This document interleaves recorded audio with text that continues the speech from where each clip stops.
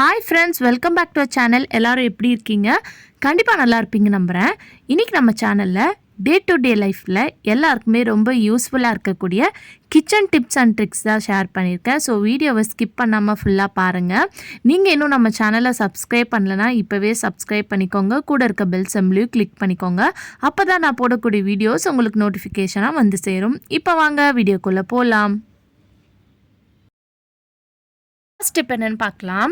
நம்ம மோர் குடிக்கணுன்னா நம்ம என்ன பண்ணுவோம், மிக்சியில் போட்டு தயிரை நல்லா அரைச்சி தான் நம்ம மோராக எடுத்து குடிப்போம். அதுக்கு பதிலாக இந்த மாதிரி ட்ரை பண்ணி பாருங்கள். ஈஸியாகவும் நீங்கள் ரெடி பண்ணிடலாம், நல்லா டேஸ்ட்டாகவும் இருக்கும் உங்களுக்கு குடிக்கிறதுக்கு. ஸோ இந்த மாதிரி 2 ஸ்பூன் அளவுக்கோ நீங்கள் எவ்வளோ வேணுமோ உங்களுக்கு தயிரை ஆட் பண்ணிக்கோங்க ஒரு பெரிய கிளாஸில். ஆட் பண்ணிவிட்டு இது கூட கொஞ்சமாக உப்பு சேர்த்துக்கோங்க. நீங்கள் வேணும்னா இது கூடயே புதினா, கொத்தமல்லி, அதுக்கப்புறம் இஞ்சி கூட குட்டி குட்டி பீஸாக கட் பண்ணி சேர்த்து நீங்கள் பண்ணி பாருங்கள். இன்னுமே ரொம்ப டேஸ்ட்டாக இருக்கும். இப்போ சால்ட் சேர்த்ததுக்கப்புறம் இந்த மாதிரி ஸ்பூனை வச்சு நீங்கள் நல்லா மிக்ஸ் பண்ணி விடுங்க. இந்த மாதிரி நல்லா மிக்ஸ் பண்ணும்போது அது உங்களுக்கு நல்ல ஒரு க்ரீமி டெக்ஸ்சரில் கிடைக்கும். ஸோ இந்த மாதிரி இப்போ பாருங்கள், க்ரீமி டெக்ஸ்சராக இருக்குது. இப்போ இது கூட உங்களுக்கு எந்த அளவுக்கு தண்ணி வேணுமோ அந்த தண்ணியை நீங்கள் சேர்த்துக்கோங்க. இப்போ நீங்கள் தண்ணி சேர்த்ததுக்கப்புறம் நீங்கள் வேறு கிளாஸில் நீங்கள் குடிக்கிற கிளாஸில் சர்வ் பண்ணி நீங்கள் குடிச்சிக்கலாம். நீங்கள் மிக்சியில் போட்டு தான் அரைச்சி இந்த மாதிரி மோர் குடிக்கணும்னு அவசியம் கிடையாது. ஈஸியாக பார்த்திங்கன்னா நீங்கள் ரெடி பண்ணி எடுத்துடலாம். ரொம்பவே பார்த்திங்கன்னா டேஸ்ட்டாகவும் இருக்கும்.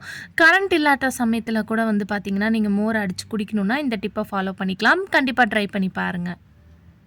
அடுத்த டிப் என்னென்னு பார்க்கலாம். இந்த மாதிரி நம்ம ஆயிலெலாம் ஊற்றி வச்சுருக்க அந்த கண்டெய்னரோட கேப் பார்த்திங்கன்னா ஃபுல்லாக ஒரு மாதிரி எண்ணெய் பிசுக்காக இருக்கும். அது நம்ம எப்போயாவது ஓப்பன் பண்ணும்போது பார்த்திங்கன்னா நம்மளால் ஓப்பன் பண்ணவே முடியாது. ஒரு மாதிரி வலுவழுப்பு தன்மை இருந்துக்கிட்டே இருக்கும். அதே மாதிரி நம்மளுக்கு அது எடுத்து யூஸ் பண்ணும்போதும் பார்த்திங்கன்னா கொஞ்சம் ஸ்லிப் ஆகிட்டே இருக்கும். நீங்கள் க்ளீன் பண்ணணுன்னா கூட இந்த மெத்தடில் நீங்கள் க்ளீன் பண்ணிக்கலாம். ஒன்றும் இல்லைங்க, நம்ம சமையலுக்கு யூஸ் பண்ணுற அந்த சால்ட் உப்பை இந்த மாதிரி மேலே அப்ளை பண்ணிடுங்க. அப்ளை பண்ணிவிட்டு அதை நீங்கள் நல்லா தொடச்சி விட்டிங்கன்னா அந்த ஆயில் தன்மை, வலுவழுப்பு தன்மைலாம் பார்த்திங்கன்னா உங்களுக்கு போயிட்டு நீங்கள் ஈஸியாக கேப்பும் ஓப்பன் பண்ணிக்கலாம். நீங்கள் க்ளீனும் பார்த்திங்கன்னா ஈஸியாக பண்ணிடலாம். கண்டிப்பாக ட்ரை பண்ணி பாருங்கள். அடுத்த டிப் என்னென்னு பார்த்தீங்கன்னா, நம்ம எண்ணெய் நிறைய வாங்கி ஸ்டோர் பண்ணி வைப்போம் செக்குலேருந்து. அது ஓப்பன் பண்ணி யூஸ் பண்ணும்போது பார்த்திங்கன்னா அதுலேருந்து ஒரு பேட் ஸ்மெல் வர்ற மாதிரி இருக்கும். அந்த ஸ்மெல்லை அவாய்ட் பண்ணுறதுக்கு இந்த ஒரு பொருளை மட்டும் போட்டு பாருங்கள். ஒன்றுமே இல்லைங்க, நம்ம வீட்டில் இருக்கக்கூடிய வெல்லம் அதை ஒரு சின்ன துண்டு நீங்கள் இந்த மாதிரி அந்த ஆயில் கண்டெய்னரில் போட்டு ஸ்டோர் பண்ணி வச்சுருங்க. அதுக்கப்புறம் நீங்கள் எடுத்து யூஸ் பண்ணும்போது அதுலேருந்து உங்களுக்கு அந்த எந்த ஒரு ஸ்மெல்லும் பார்த்திங்கன்னா வராமல் இருக்கும். கண்டிப்பாக ட்ரை பண்ணி பாருங்கள்.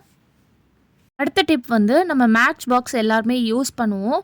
இந்த மாதிரி மழை பெய்யும் போது பார்த்திங்கன்னா இந்த மேட்ச் பாக்ஸ் ஒரு மாதிரி நமுத்து போன மாதிரி ஆயிரும். நம்ம பற்ற வைக்கும்போது அது சரியாகவே பார்த்திங்கன்னா நெருப்பு வராது. அதுக்கு கொஞ்சமாக அரிசி மட்டும் அந்த பாக்ஸில் போட்டு வச்சுருங்க. ஸோ இந்த மாதிரி போட்டு வைக்கும்போது நம்ம வாங்கும்போது எந்த அளவுக்கு ஃப்ரெஷ்ஷாக இருக்குமோ அது அப்படியே பார்த்திங்கன்னா இருக்கும். ஸோ கண்டிப்பாக ட்ரை பண்ணி பாருங்கள். அடுத்த டிப் என்னென்னு பார்த்தீங்கன்னா, இந்த மாதிரி இஞ்சி பூண்டு நசுக்கிற கல் நம்ம எல்லார் வீட்லேயும் வச்சுருப்போம். அதை நம்ம க்ளீன் பண்ணுறது ரொம்பவே முக்கியம். அதுவும் நம்ம மெயினாக இஞ்சி பேஸ்ட்லாம் நம்ம அதில் நசுக்கி எடுத்ததுக்கப்புறம் அந்த ஸ்மெல் பார்த்திங்கன்னா அதில் இருந்துக்கிட்டே இருக்கும். ஸோ அதை ஈஸியாக சிம்பிளாக எப்படி க்ளீன் பண்ணுறதுன்னு பார்க்கலாம். 1 ஸ்பூன் அளவுக்கு உப்பை ஆட் பண்ணிக்கோங்க. சேர்த்துட்டு இந்த மாதிரி லெமன் ஜூஸ் சேர்த்துக்கிறேன். நீங்கள் லெமன் ஜூஸ் வேணும்னா சேர்த்துக்கலாம், இல்லைன்னா ஸ்கிப் பண்ணிடலாம். இது கூட கொஞ்சமாக தண்ணி சேர்த்துக்கோங்க. நான் நிறைய தண்ணியை சேர்த்துட்டு அந்த உரலையும் இதிலே இந்த மாதிரி போட்டு வச்சுருங்க. ஸோ இந்த மாதிரி போட்டுட்டு ஒரு 10 நிமிஷம் அப்படியே விட்டுருங்க. 10 நிமிஷத்துக்கு அப்புறமா இந்த தண்ணியை சிங்கில் ஊற்றிடுங்க. சிங்கில் ஊற்றிட்டு இதை நார்மல் டிஷ்வாஷ் லிக்விடை வச்சு நல்லா வாஷ் பண்ணி எடுத்துருங்க. ஸோ வாஷ் பண்ணி எடுத்ததுக்கப்புறம் பார்த்திங்கன்னா உங்களுக்கு அதுலேருந்து எந்த ஒரு அந்த இஞ்சி பூண்டு ஸ்மெல்லோ எதுவும் வராமல் நல்லா நீட்டாக க்ளீனாக இருக்கும். ட்ரை பண்ணி பாருங்கள். அடுத்த டிப் என்னென்னு பார்க்கலாம். நம்ம எக்ஸ்ட்ராவாக இருக்கிற க்ராசரி ஐட்டம்ஸ்லாம் ஏதாவது ஒரு கண்டெய்னர்ஸில் இல்லை இந்த மாதிரி பக்கெட்டில் போட்டு ஸ்டோர் பண்ணி வைப்போம். அப்படி வைக்கும்போது அதில் ஈஸியாக பார்த்திங்கன்னா வண்டு பூச்சிலாம் வரதுக்கு சான்ஸ் இருக்குது. ஸோ அதை வராமல் இருக்கிறதுக்கு இந்த ஒரு பொருள் மட்டும் நீங்கள் போட்டு பாருங்கள். உங்களுக்கு ரொம்பவே ஃப்ரெஷ்ஷாக இருக்கும். எந்த ஒரு வண்டு பூச்சியும் வராது. அது என்னன்னு பார்த்திங்கன்னா நம்ம சமையலுக்கு யூஸ் பண்ணுற சால்ட் உப்பு தான். இதை வந்து அப்படியே மேலே வந்து லைட்டாக இந்த மாதிரி ஸ்ப்ரெட் பண்ணி தூவி விட்டுருங்க. இந்த மாதிரி தூவி விட்டுட்டு நீங்கள் எவ்வளோ க்ராசரி ஐட்டம்ஸ் இருந்தாலும் அதை ஸ்டோர் பண்ணி வச்சு பாருங்கள், எந்த ஒரு வண்டு பூச்சியும் வராது.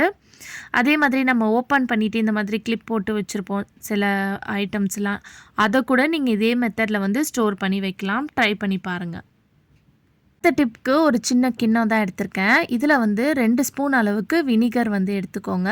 அப்படி வினிகர் இல்லைனா லெமன் ஜூஸ் கூட எடுத்துக்கலாம். இப்போ இதில் வந்து நீங்கள் யூஸ் பண்ணுற எந்த ஷாம்புவாக இருந்தாலும் பரவாயில்ல, அதை வந்து ஒரு 2 to 3 ட்ராப்ஸ் வந்து சேர்த்துக்கோங்க. இதை வந்து கையை வச்சு லைட்டாக வந்து மிக்ஸ் பண்ணி விட்டுக்கோங்க. இப்போ மிக்ஸ் பண்ணதுக்கப்புறம் இதில் கொஞ்சமாக வந்து தண்ணி சேர்த்துக்கிறேன். இதை தண்ணி சேர்த்துட்டு நம்ம இதை எதுக்கு யூஸ் பண்ண போகிறோம்னு பார்த்தீங்கன்னா, நம்ம ஒரு க்ளீனிங் பர்பஸ்க்கு தான் யூஸ் பண்ண போகிறோம். அதனால நான் இங்கே வந்து ஒரு பாட்டிலில் வந்து ஊற்றி எடுத்துக்கிறேன். நீங்கள் வந்து வாட்டர் பாட்டில் எதில் வேணாலும் ஊற்றி நீங்கள் யூஸ் பண்ணிக்கலாம். நான் பழைய டிஷ்வாஷ் லிக்விட் பாட்டில் இருந்துச்சு, ஸோ அதில் வந்து ஊற்றி எடுத்துக்கிட்டேன். இப்போ இதை வந்து நம்ம எதுக்கு யூஸ் பண்ண போகிறோம்னு பார்த்தீங்கன்னா, நம்ம கேஸ் ஸ்டவ் க்ளீன் பண்ணுறதுக்கு தான் யூஸ் பண்ண போகிறோம். மெயினாக வந்து நம்ம நான்வெஜ்லாம் சமைச்சதுக்கப்புறம் வந்து பார்த்திங்கன்னா, அந்த கேஸ் ஸ்டவ்லேருந்து மீன்லாம் ஃப்ரை பண்ணோன்னா ஒரு பேட் ஸ்மெல் வந்து அந்த கிச்சன்லேயும் இருந்துக்கிட்டே இருக்கும். அந்த கேஸ் ஸ்டவ் ஃபுல்லாக வந்து எண்ணெய் பிசுக்காக இருக்கும். ஸோ இந்த மாதிரி ஷாம்பு வினிகர் போட்டு நீங்கள் க்ளீன் பண்ணும்போது உங்கள் கேஸ் ஸ்டவ் வந்து பார்த்திங்கன்னா ஈஸியாக நீங்கள் க்ளீன் பண்ணிடலாம். நல்லா பளிச்சுன்னு மாறிடும். அது மட்டும் இல்லாமல் உங்களுக்கு அந்த நம்ம ஃபிஷ்லாம் ஃப்ரை பண்ணோன்னா ஒரு ஸ்மெல் இருந்துக்கிட்டே இருக்கும் கிச்சனில்.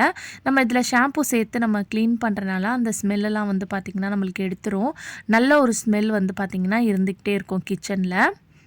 இந்த தண்ணியை வந்து நீங்கள் கேஸ் ஸ்டவ் க்ளீன் பண்ணுறதுக்கு மட்டும் இல்லாமல் கிச்சன் கவுண்டர் டாப்பை க்ளீன் பண்ணுறதுக்கு கூட நீங்கள் யூஸ் பண்ணிக்கலாம். அதே மாதிரி டைல்ஸ்லலாம் கூட வந்து பார்த்திங்கன்னா உங்களுக்கு நம்ம இந்த மாதிரி ஃபிஷ் ஃப்ரை பண்ணும்போது நான்வெஜ் சமைக்கும் போது எண்ணெய்லாம் தெரித்து ஒரு மாதிரி எண்ணெய் பிசுக்காக இருக்கும்.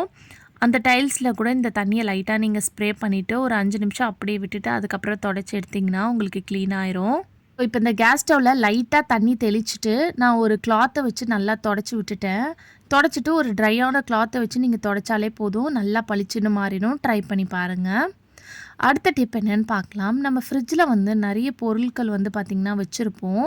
ஸோ சமையலுக்கு யூஸ் பண்ணுற பொருள், நம்ம மிச்சமான குழம்பு, சட்னி அந்த மாதிரி எல்லாம் வச்சுட்ருக்கும் போது அந்த ஃப்ரிட்ஜிலேருந்து வந்து பார்த்திங்கன்னா உங்களுக்கு ஒரு ஸ்மெல் வந்து வந்துக்கிட்டே இருக்கும்.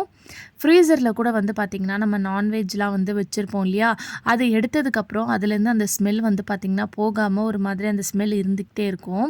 அதுக்கு என்ன பண்ணுறதுன்னு பார்க்கலாம். இப்போ ஒரு பவுல் எடுத்திருக்கேன். இதில் வந்து கொஞ்சமாக வந்து அரிசி போட்டுக்கோங்க. இப்போ இந்த அரிசி கூடயே வந்து நம்ம டீ தூள் இருக்கும் இல்லையா, அதை வந்து ஒரு ஸ்பூன் அளவுக்கு சேர்த்துக்கோங்க. சேர்த்துட்டு ரெண்டுத்தையும் நல்லா மிக்ஸ் பண்ணிக்கோங்க.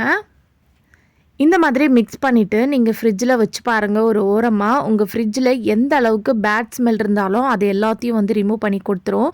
சில டைம் ஃப்ரிட்ஜில் வரக்கூடிய பேட் ஸ்மெல் வந்து நம்ம ஏதாவது சமையலுக்கு யூஸ் பண்ணுற பொருள் வச்சுருந்தோம்னா அதில் கூட வந்து பார்த்திங்கன்னா இருக்கும். இந்த மாதிரி பண்ணும்போது எல்லா பேட் ஸ்மெல்லும் எடுத்துரும். அப்படி இல்லைனா நீங்கள் லெமனை கூட கட் பண்ணி வச்சு பார்க்கலாம். அதுவும் வந்து உங்களுக்கு எந்த ஒரு பேட் ஸ்மெல்லும் வராமல் ரொம்ப ஃப்ரெஷ்ஷாக வச்சுக்கும். நம்ம சேனலில் இதுக்கான ஒரு வீடியோ வந்து ஆல்ரெடி அப்லோட் பண்ணியிருக்கோம். அதை பார்க்கலன்னா கார்ட்ஸில் கொடுக்குறேன், போய் செக் பண்ணி பார்த்துக்கோங்க. ஓகே ஃப்ரெண்ட்ஸ், இன்னைக்கு வீடியோவில் நான் ஷேர் பண்ணியிருந்த டிப்லேருந்து ஏதாவது ஒரு டிப் கண்டிப்பாக உங்களுக்கு யூஸ்ஃபுல்லாக இருக்கும்னு நினைக்கிறேன். அப்படி நம்ம சேனல் யூஸ்ஃபுல்லாக இருந்துச்சுன்னா மறக்காமல் நம்ம சேனலை லைக் பண்ணுங்கள், ஷேர் பண்ணுங்கள், கமெண்ட் பண்ணுங்கள், சப்ஸ்கிரைப் பண்ணிக்கோங்க. தேங்க்யூ ஃபார் வாட்சிங்.